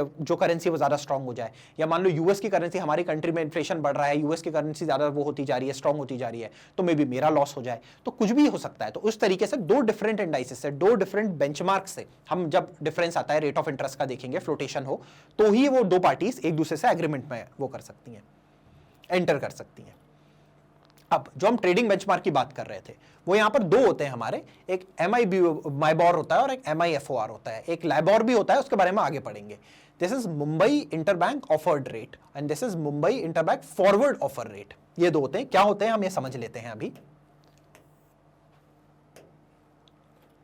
अब Mumbai interbank offered rate, interest rate at which banks can borrow funds from other bank से इंडियन इंटरबैंक मार्केट। बिल्कुल बेसिक कि भाई इंटरबैंक मार्केट में एक बैंक दूसरे बैंक से किस रेट ऑफ इंटरेस्ट में पैसा बोरो करेगा। It is announced by the financial benchmarks India private limited. थोड़ा डिफरेंट वो है, इसलिए एक हाँ, financial benchmarks India private limited थोड़ा सा डिफरेंट ऑर्गेनाइजेशन है, इसलिए याद रखना जरूरी है ये, क्योंकि नॉर्मली हम दूसरे कुछ सोचते, कोई आपसे पूछ लेगा बॉम्बे सोच के आप सोचोगे कि ना बॉम्बे स्टॉक एक्सचेंज करता होगा, नहीं ऐसा नहीं है। Financial benchmarks India private limited इसको अनाउंस करता है, और इसका कैलकुलेटिंग एजेंट, इसमें भी कई बार कंफ्यूजन होता है, ये clearing corporation of India CCI, जो collateralise borrowing and lending obligation CBLO करता था, इशू करता था, वो ऑर्गेनाइजेशन यहाँ पर करता है। And it is use in overnight index swap, जो कॉल मनी वाला होता है वो NSE माइबॉर यूज होता है। इसका यूज करते हैं नेशनल स्टॉक एक्सचेंज वाला जो माइबॉर होता है, वो आपका डिसाइड करता है कि जो एक दिन का जो ओवरनाइट का स्वैप होगा, कॉल मनी मार्केट वाला स्वैप होगा, वो क्या होगा। इसका टेन्योर 1 मंथ से 10 ईयर्स हो सकता है, लंबा भी हो सकता है, छोटा भी हो सकता है। जो this is not a short term borrowing, this is long term borrowing. It is compounded daily and interest paid, या फिर दो बैंक्स के बीच में इंटरेस्ट रेट स्वैप का है, तो जो एक्सचेंज होगा उनका वो 6 मंथली बेसिस पे होता है। ये होता है, ये सब चीजें हमें ध्यान रखने की जरूरत है। अब MIFOR Mumbai interbank forward offered rate, ये यूएसए का जो लाइबोर था और यूएसए INR था, इन दोनों से डिराइव होता था, लेकिन इसके बारे में और डिटेल भी पढ़ सकते हैं। बट आरबीआई ने एडवाइजरी इशू की है कि इंस्टीट्यूट इससे थोड़ा अलग हो जाए, they should move away from this. तो इसीलिए इसका आगे फ्यूचर में कोई रेलिवेंस नहीं है, इसलिए हम इसको इतना ही पढ़ेंगे। वैसे इस पे क्वेश्चन आएगी, प्रोबेबिलिटी भी नेक्स्ट टू निल है। बाय द टाइम आप एग्जाम देने जाए और पता चला कि वो एग्जिस्ट ही करना बंद हो जाए, तो उसको पढ़ने का पॉइंट नहीं है। अब इंटरेस्ट रेट फ्यूचर्स, ये एक और टर्म है जो हमें लगता है कि भाई फ्यूचर्स आ गया, डेरिवेटिव आ गया, तो ये तो हमारे लेवल के ऊपर की बात है। ऐसा कुछ भी नहीं है। फ्यूचर्स क्या होता है कि भाई फ्यूचर का एक एग्रीमेंट कर लो कि भाई मेरे को ऐसा लग रहा है कि कल को इस चीज का प्राइस बढ़ेगा, आपको लग रहा है कल को इसका प्राइस कम होगा, तो हम एक प्री डिटरमाइंड एग्रीमेंट कर लें कि इस पर्टिकुलर डेट पे हम इस फिक्स प्राइस पे एक्सचेंज करेंगे। अब depending on the market and the conditions at that particular point of time, future में हो सकता है आपका प्रॉफिट हो या हो सकता है मेरा प्रॉफिट हो, इसको हम फ्यूचर्स बोलते हैं। कई बार futures and options FNO trading होती है, उस तरीके का फ्यूचर्स ये होता है आपका। तो ये फ्यूचर कॉन्ट्रैक्ट है with N underlying instrument that page interest. अब नॉर्मली कॉन्ट्रैक्ट क्या हो रहा था, हम एक किसी नॉर्मल चीज पे कॉन्ट्रैक्ट कर रहे थे कि भाई गोल्ड पे हमने कर लिया, मैंने ये बोला कि यार जो वर्ल्ड की पूरी ओवरऑल कंडीशन लग रही है, इससे ऐसा लग रहा है कि, और जैसा लग रहा है कि ग्लोबली अभी इकोनॉमी उतने पेस पे मूव नहीं कर रही है, और जब भी ऐसा होता है कि इकोनॉमी से लोगों का भरोसा हटने लगता है, तो वो लोग गोल्ड और ऐसे स्टेबल इंस्ट्रूमेंट में पैसा इन्वेस्ट करते हैं। ये मेरी थिंकिंग, मान लो मैं आपको बता रहा हूं, मेरी थिंकिंग है, एंड मैंने गोल्ड में इन्वेस्ट किया। आपकी थिंकिंग ये है कि नहीं, अभी तो हम कोविड से उठे हैं, तो अब तो मार्केट पे पैसा पंप करेगी गवर्नमेंट्स, तो गोल्ड जैसे इंस्ट्रूमेंट में कोई पैसा इन्वेस्ट नहीं करेगा, तो आपको लगता है कि गोल्ड की प्राइस गिरेगा आगे जाके। तो हमने एक एग्रीमेंट कर लिया कि ठीक है भाई, इस पर आज 50,000 का है, मैंने बोला 55,000 पे, या इस पे जो मेरे को कोई मिला तो 55,000 पे वो मेरे से खरीदेगा 1 साल बाद, मतलब हम गोल्ड को एक्सचेंज करेंगे। वैसे ही आपने कुछ और एग्रीमेंट किया है इसका। अब यहां क्या हुआ कि जो भी एग्रीमेंट हो, फ्यूचर में गोल्ड प्राइस बढ़े कम हो, मेरा प्रॉफिट हो लॉस हो, यहां डिफरेंस क्या था, गोल्ड इंटरेस्ट रेट पे नहीं करता, गोल्ड की वैल्यू एप्रिशिएट होती है, ये होता है, उसमें रेट ऑफ इंटरेस्ट नहीं होता।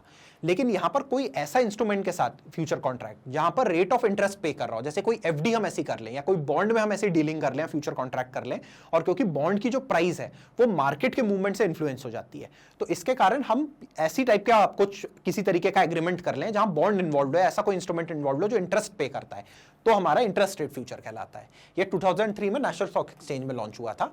इंस्ट्रूमेंट यहाँ 91 डे ट्रेजरी बिल होते हैं या फिर बॉन्ड्स होते हैं नोशनल गवर्नमेंट सिक्योरिटी के, 2 year, 5 year, 10 year bonds, and settlement इनका इधर 10 ईयर कॉन्ट्रैक्ट होता है, फिजिकल डिलीवरी ऑफ सिक्योरिटी, मतलब बॉन्ड्स ही एक्सचेंज हो जाते हैं, या फिर कैश सेटलमेंट हो जाता है कि उस बॉन्ड की उस पर्टिकुलर क्या वैल्यू होगी उतना आपको पैसा दे दिया जाता है। इंटर कॉर्पोरेट डिपॉजिट्स, तो unsecured borrowing bye corporate and financial institution from other registered corporate, एक कॉर्पोरेट दूसरे कॉर्पोरेट से पैसा बोरो करे जो कि अनसिक्योर्ड हो, वो इसको हम इंटर कॉर्पोरेट डिपॉजिट बोल सकते हैं। एंड इसका शॉर्ट टर्म क्रेडिट रेटिंग, देखिए किसी भी एक इंस्टीट्यूशन की शॉर्ट टर्म और लॉन्ग टर्म क्रेडिट रेटिंग होती है। फॉर एग्जाम्पल, मान लीजिए कोई एक ऐसा ऑर्गेनाइजेशन है जैसे रेस्टोरेंट बिजनेस है, आपको कोविड आया तो रेस्टोरेंट बिजनेस सफर किए, शुरू में बहुत सारे रेस्टोरेंट बंद हुए, जो लोग अपने क्विक डिलीवरी और जो अपनी फूड डिलीवरी पे स्विच नहीं कर पाए या वो नहीं कर पाए, उनको बहुत लॉस हुआ, हर ऑर्गेनाइजेशन को हुआ, लेकिन रेस्टोरेंट्स को काफी ज्यादा लॉस हुआ। अब उसकी अगर हम शॉर्ट टर्म क्रेडिट रेटिंग करें तो खराब आएगी, बट कोई ऐसा हमें लगता है कि कोई कंपनी फंडामेंटली बहुत स्ट्रांग है, जैसे डोमिनोज हो गया, मान लो आपको लगता है फंडामेंटली बहुत स्ट्रांग है और आज टियर 2 टियर 3 सिटीज में इसकी डिमांड बढ़ेगी ही बढ़ेगी, तो लॉन्ग टर्म इसकी क्रेडिट रेटिंग बहुत अच्छी है, because it will continue to grow. But because of covid अभी 1-2 साल इसको जो शॉक लगा है, तो इसकी शॉर्ट टर्म क्रेडिट रेटिंग इतनी अच्छी नहीं है। तो यहां जो लेंडिंग और बोरोइंग होगी वो शॉर्ट टर्म क्रेडिट रेटिंग के हिसाब से इंटरेस्ट रेट उसका होगा, हो सकता है लॉन्ग टर्म बहुत अच्छा हो लेकिन शॉर्ट टर्म थोड़ा शेकी हो, तो रेट ऑफ इंटरेस्ट जब जहां रिस्क है तो क्या है, रेट ऑफ इंटरेस्ट ज्यादा है। टेनोर क्या हो गया, 1 डे से 1 ईयर हो गया, 1 डे से लेके 1 ईयर। ROI इसका क्या होता है, हायर देन बैंक रेट। अब लोग बैंक से क्यों वो नहीं कर रहे, क्योंकि बैंक रेट से ज्यादा इसका रिटर्न ऑन वो है, रेट ऑफ इंटरेस्ट है। Primary dealers only allowed to borrow in ICD markets, इसी मार्केट में इनको अलाउ होता है, and borrowing is restricted to the 150% of the net owned fund, जितना उनके पास पैसा है उसका सिर्फ 150% ही वो बोरो कर सकते हैं। अब हम इंपॉर्टेंट चीज पे पढ़ते हैं, एक जो हमारा फॉरेन एक्सचेंज मार्केट होता है, फॉरेक्स मार्केट, हर बैंक की एक ऑथराइज डीलर ब्रांच होती है जो इस मार्केट में डील करती है। आप में से कई लोग वहां सर्व भी कर रहे होंगे, और जो लोग नहीं कर रहे हैं वो लोग भी ये बेसिक टर्मिनोलॉजी से अब अवगत हो जाएंगे कि ये होते क्या है। Exchange of one currency to another currency at an agreed rate, $1 कितने रुपए का चल रहा है, €1 कितने रुपए का चल रहा है, इन सबसे तो हम सबको ही पता होगा। तो इनका जो एक्सचेंज होता है वो फॉरेक्स कहलाता है, foreign exchange. It is the rate determined through supply and demand. कई बार लोगों को लगता है कि भाई क्या मेजर फैक्टर है जो इन्फ्लुएंस करता है इनके रेट के मूवमेंट को, तो it is supply and demand. कितनी सप्लाई है, कितनी डिमांड है। यूएस की इकोनॉमी ग्रो कर रही है तो उसके डॉलर की डिमांड ज्यादा है तो वो ज्यादा स्ट्रांग होगा। इंडिया की इकोनॉमी ग्रो कर रही है, इंडियन रुपी के बहुत सारे लोगों के साथ एग्रीमेंट है पेमेंट में, तो इंडियन रुपी ग्रो करेगा। इसके अलावा ऐसे और हजारों फैक्टर्स हैं जो इसको इन्फ्लुएंस करते हैं। इसका सबसे बड़ा एडवांटेज क्या है, जो लोग फॉरेक्स मार्केट में आप और वैसे डील करते होंगे या शेयर मार्केट के अलावा पैसा लगाते होंगे, उनका सबसे बड़ा एडवांटेज ये है कि 24 घंटे रहता है अवेलेबल। अब क्या है, अगर मान लो नॉर्मल मार्केट में पैसा लगाना है बैंक को भी, ऐसे इंस्टीट्यूट या किसी रिटेल इन्वेस्टर को, तो जॉब के साथ कहां इंट्राडे कर पाएगा, बट यहां पर आप कर सकते हो बिकॉज 24 आवर्स ये मार्केट अवेलेबल है। और इसके कॉमन इंस्ट्रूमेंट ये होते हैं spot, forward, future, swap. Future और स्वैप तो हमने देख लिया, और ऑप्शंस ये रहते हैं। इसमें अभी डिटेल में जाने की हमें जरूरत नहीं है, बस ये पता होना चाहिए कि ये इसके क्या टाइप है इंस्ट्रूमेंट्स के। अब लंदन इंटरबैंक ऑफर्ड रेट, ये लाइबोर जो रेट है, फॉरेक्स मार्केट में बहुत इसका सुनने के लिए मिलता है। It is an average interest rate at which global banks borrow from each other. मान लीजिए हमारा State Bank of India Bank of America से अगर बोरो करेगा या वो हमसे पैसा लेगा, तो ये लाइबोर, ये जो लंदन इंटरबैंक ऑफर्ड रेट है, उसके थ्रू पैसा लेगा। ये पब्लिश कौन करता है, उसको जो हमारा दूसरा, आपने पहले तो पब्लिशर पढ़ ही लिया था कि हमारे माइफॉर को या माइबोर को पब्लिश कौन करता है। लाइबोर को पब्लिश करता है ICE benchmark administration, international organisation है, वो करता है। एंड जो इंपॉर्टेंट जो हमें बात याद रखने की है वो है कि ये 5 करेंसीज में है। अब US dollar, euro, great Britain pound, ये तो कॉमन है। ये तो जब भी आप नाम पढ़ोगे तो आपको लगेगा कि हाँ यार ये वाले तो करेंसी है, ये तो होगी। यूएस डॉलर तो ऑब्वियसली होगी, यूरो होगा, जीबीपी होगा, ग्रेट ब्रिटेन पाउंड होगा। जापानीज येन आप गेस कर लोगे कि हाँ यार one of the world's bigger economies में से एक है जापान, तो जापानीज येन भी होगा। अब आपको लगेगा, कोई बोल देगा कि चाइनीज युआन है कि नहीं, या ऑस्ट्रेलियन डॉलर है कि नहीं, या कैनेडियन डॉलर है कि नहीं, क्योंकि कई बार जो स्पेशल ड्राइंग राइट और इस तरीके के इंस्ट्रूमेंट्स होते हैं उनमें ऐसे कुछ हो सकते हैं, तो यहां है कि नहीं। तो अब आप यहां देखोगे कि यहां स्विस फ्रैंक एक नया इंस्ट्रूमेंट आ जाता है। ये आपको ध्यान रखने की चीज है कि स्विस फ्रैंक इस पर्टिकुलर लाइबोर में, इसमें 5 करेंसी में इशू होता है, तो इसमें स्विस फ्रैंक होता है। इससे याद रखना कि Switzerland is the hub of banking. जब भी हम सुनते हैं ना कि स्विस बैंक में पैसा लोगों ने रखा हुआ है, हमारे पॉलिटिशियंस ने, बड़े बड़े फिल्म स्टार्स ने रखा हुआ है, उससे आप ये ध्यान रख लेना कि स्विस फ्रैंक भी इसमें काम आता है, या इसमें उसका पर्टिकुलर लाइबोर उसमें भी इशू होता है। अब इंडिया में जो भी फॉरेन एक्सचेंज होता है उसका एक रेगुलेशन होता है। हमारे यहाँ फॉरेन एक्सचेंज बिल्कुल फ्री मार्केट नहीं है। ऐसा नहीं है कि आप जितना पैसा चाहो यूएस से उतना पैसा आप अपने पास लेके रख सकते हो, जहां चाहो वहां फ्रीली पैसा लगा सकते हो। एक लिबरलाइज्ड हमारे पास वो है, एक विंडो अवेलेबल है जिसमें आप पैसा लगा सकते हो, जो आरबीआई ने प्रोवाइड किया है, बट उसके बियॉन्ड आपके पास अवेलेबल नहीं है। तो उसको कौन गवर्न करता है? Foreign exchange management act of 1999, amend होता रहता है ये। एंड इसको जो पूरा एडमिनिस्ट्रेशन है वो इस एक्ट के अकॉर्डिंग ही आरबीआई के पास है। So it promotes the orderly development and maintenance of foreign exchange market in India. It is applicable to the whole of India as well as branches, agencies and offices outside India owned by Indian residents. कोई बाहर आपका office है तो भी उस पे होता है। 7 चैप्टर और 49 सेक्शंस है। एंड इसकी कुछ मशीनरी है जो इम्प्लीमेंटेशन के लिए वो है रिस्पॉन्सिबल है। Enforcement directorate investigation, adjudicating authorities होता है, नोटिस टू डिफॉल्टर जो मतलब यहां जज करती हैं। ये स्पेशल डायरेक्टर होता है जो इनके अगेंस्ट अगर कोई अपील होती है उसको हैंडल करता है। एंड अपेलेट ट्राइब्यूनल्स जो अपील की अगेंस्ट अपील होती है उनको देखता है। अब एग्जाम पर्सपेक्टिव से इसके कुछ इंपॉर्टेंट प्रोविजंस है, वो इंपॉर्टेंट है। जब भी आपसे इस एक्ट के बारे में पूछा जाएगा एग्जाम में तो उन प्रोविजंस के बारे में पूछा जाएगा। तो अब हम वो और समझ लेते हैं। सेक्शन 3 क्या कहता है? No person can deal in, transfer, receive foreign securities without RBI permission. RBI would be the final authority which will allow, जो एक किसी भी person, by person we mean कि एक इंडिविजुअल या फिर एक ऑर्गेनाइजेशन, वो अगर कोई बाहर पैसे में डील करना चाहता है, ट्रांसफर करना चाहता है, तो कितना कर सकता है, कितनी लिमिट है, कितना कर सकता है, वो आरबीआई ही उसको डिफाइन करेगी, उसकी परमिशन देगी। Section 4, no person can hold, own, possess or transfer foreign exchange security or immovable property apart from the provisions permitted through the act. ये एक्ट जहां परमिट करता है कि आप ये पैसे से आप बोलो कि मैं ये कर, यहाँ इंडिया में आपकी प्रॉपर्टी है, ये बेच के बाहर वो करना चाहता हूँ, पूरा पैसा बाहर रेमिट करना चाहता हूँ, या बाहर अपनी प्रॉपर्टी खरीदना चाहता हूँ, तो आरबीआई आपको परमिट करेगा। वो कंट्री के तो अपने लॉज होंगे ही होंगे, बट आरबीआई आपको परमिट करेगा तो ही आप वो कर सकते हो, या एक्ट में प्रोविजन होगा तो ही आप कर सकते हो। Section 6 allows a person to draw or sell forex through an authorized person. अब डायरेक्टली आप कैसे खरीदोगे? आप किसी इंडिविजुअल से नोट्स में नहीं खरीद सकते। आप ये बोलो कि तेरे पास $100 है, ले मुझे इतने रुपए के लिए दे दे, चलो $100 में तो चल जाएगा। लेकिन आप बोलो कि चलो आपके पास $1000 है, आपके पास $1,00,000 है, वो तुम मुझे दे दो, मैं वो नोट सूटकेस भर के रख लूंगा, तो दैट इज नॉट अलाउड। आप सिर्फ ऑथराइज पर्सन से या ऑथराइज डीलर से ही आप पैसा खरीद सकते हैं या उससे बेच सकते हैं। Section 7, export of goods and services as per bank norm, अगर आपको कुछ भी एक्सपोर्ट करना है या इंपोर्ट करना है तो आरबीआई या बैंक के जो भी नॉर्म होंगे उसकी नॉर्म के आप परव्यू के अंदर ही आप कर सकते हैं। Section 8, responsibility to Indian resident to bring back any forex due to him और हर। फॉर एग्जाम्पल, आपको कुछ एक पेमेंट ड्यू है, आप एक एक्सपोर्टर हो, आपको कुछ पेमेंट ड्यू है कि आपको $10,000 का या $1,00,000 का, $100,000 का पेमेंट होना है, तो इट इज योर रिस्पॉन्सिबिलिटी कि आप उसको लेके आओ। ऐसा नहीं कि आप वहीं सेटल कर लो या वो कर लो, इट इज योर रिस्पॉन्सिबिलिटी इस एक्ट के अकॉर्डिंग कि वो पैसा लाओ, बिकॉज फॉरेक्स इंडिया में आएगा तो इंडिया का फायदा होगा। तो इसलिए ये एक्ट कहता है कि it is the responsibility of that particular person, Indian resident, की जो पैसा उसको ड्यू है वो वापस लेके आए। Section 10 and 12, duties and liabilities of authorised dealers. जो भी आपके बैंक होते हैं जो डील करते हैं, जो भी स्पेसिफाइड ब्रांचेस होती हैं जो ऑथराइज्ड डीलर होती हैं, उनकी क्या ड्यूटीज एंड रिस्पॉन्सिबिलिटीज हैं वो यहां पर आएगा। Section 13 and 15, penalties and enforcement of orders issued by adjudicating authority. कुछ आप गलती करते हो या आप पे कोई पेनाल्टी लगती है, आपने ड्यू टाइम में उसको नहीं किया, आपने लिमिट से ज्यादा कर दिया, या आपने कोई इलीगल वे में पैसे को रिसीव किया या सेंड किया, तो आप पे जो भी पेनाल्टी लगती है वो सब कुछ 13 एंड 15 सेक्शन के अंडर आती है। एंड जो लास्ट इसका इंपॉर्टेंट सेक्शन है वो है 36 and 37, establishment and powers of enforcement directorate, जो ईडी बोलते हैं हम, जो कई आपने देखा होगा रेड करते हैं, बड़े बड़े लोगों पे रेड होते हैं तो ईडी ने रेड डाली, ये आप सुनते होंगे। तो उनका क्या एस्टैब्लिशमेंट का प्रोविजन है, उनकी क्या एक्ट है, वो क्या क्या कर सकते हैं, वो सिर्फ फॉरेन एक्सचेंज में ही डील करते हैं। अब आपको कल को कोई ये आके बोले कि नहीं मैं ईडी से हूं, आपको तो मेरा काम करना है, तो भाई आप जो फॉरेन एक्सचेंज में डील ही नहीं कर रहे हो तो आपको उनसे क्या मतलब ये वो करने की जरूरत है। आपकी ब्रांच में आके ईडी कोई ऑर्डर दे कि मुझे इस बंदे की इन्फॉर्मेशन चाहिए, आपकी ब्रांच ऑथराइज्ड डीलर है ही नहीं, वो बंदा फॉरेक्स में डील करता ही नहीं है, तो ईडी को आप क्यों प्रोवाइड करोगे। तो ईडी के क्या रूल्स उनको गवर्न करते हैं वो हमें ये सेक्शन बताता है।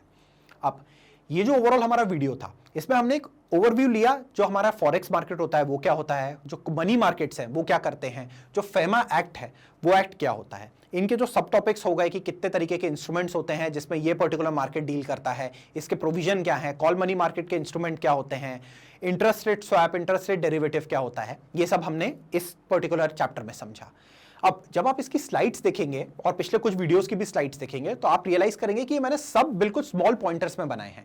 बहुत ज्यादा डिटेल देके मैं आपको ओवरबर्डन नहीं करना चाहता, बिकॉज ऐसा बैंकर मैं खुद ये बात समझता हूं कि जब आप एक बैंक में लोगों से डील करके, कस्टमर से डील करके 6, 7, 8 बजे घर आते हैं, उसके बाद the last thing that you want to do is get any more information stuffed in your brain, क्योंकि आपका एक सैचुरेशन लेवल पहुंच चुका होता है। तो हम इस एग्जाम के लिए सिर्फ टू द पॉइंट पढ़ाई करेंगे, इसलिए जो भी मेरी स्लाइड है और जो भी मैंने पॉइंटर आपको बताए हुए हैं, आप अगर मेरे वीडियो सुन लेंगे और ये पॉइंटर्स पढ़ लेंगे एज नोट्स, तो I assure you that would be more than enough. इसके अलावा एक और जो बहुत इंपॉर्टेंट चीज हमें लगेगी वो रहेगी प्रैक्टिस, क्योंकि कई बार क्या होता है हमें पॉइंटर तो पढ़ लेते हैं, सारे नोट्स पढ़ लेते हैं, वीडियो सुन लेते हैं, बट हम केस स्टडी और उसका जो उसका यूज होता है उसकी प्रैक्टिस नहीं करते, एंड उसकी प्रैक्टिस नहीं करते तो we have no idea how to solve the questions. बहुत लोगों के साथ जेआईबी में मैंने ये चीज देखी है, मेरे साथ वाले कलीग्स के साथ, मेरे सीनियर्स के साथ, और अब तो मेरे जूनियर्स के साथ भी, कि उन्होंने कोई कोचिंग ली, कोचिंग से उन्होंने बहुत अच्छी पढ़ाई की, कोचिंग वालों ने सब कुछ पढ़ा दिया, जो बुक थी उसके अलावा 3 बुक का कंटेंट उनको दे दिया, उन लोगों ने पूरा कंटेंट देख लिया, 3-3 महीने पढ़ाई की और एग्जाम फेल कर गए। क्यों? और जबकि कोई 3 दिन 4 दिन पढ़ाई करके भी एग्जाम पास कर गया, जो कि मैं आपको रिकमेंड नहीं करूंगा, वो हिट एंड मिस स्ट्रैटेजी होती है किसी भी एग्जाम के लिए, बट वो एग्जाम कैसे पास कर गया? क्योंकि उसने जो भी उसको चीजें पता थी, उसको बेसिक आइडिया तो आप बैंकर हैं तो इन टर्म्स के बारे में आपको है ही, लेकिन इनका यूज क्या है, इनमें कंफ्यूजन क्या होता है, क्या स्पेशल प्रोविजंस हैं, क्या एक्सेप्शंस हैं, वो पढ़ के गया, क्वेश्चंस प्रैक्टिस करके गया, तो इसलिए वो एग्जाम पास कर पाया। और पहले बंदे ने सिर्फ थ्योरी पढ़ी, उसने कोई क्वेश्चंस की प्रैक्टिस नहीं की, तो वो एग्जाम पास नहीं कर पाया।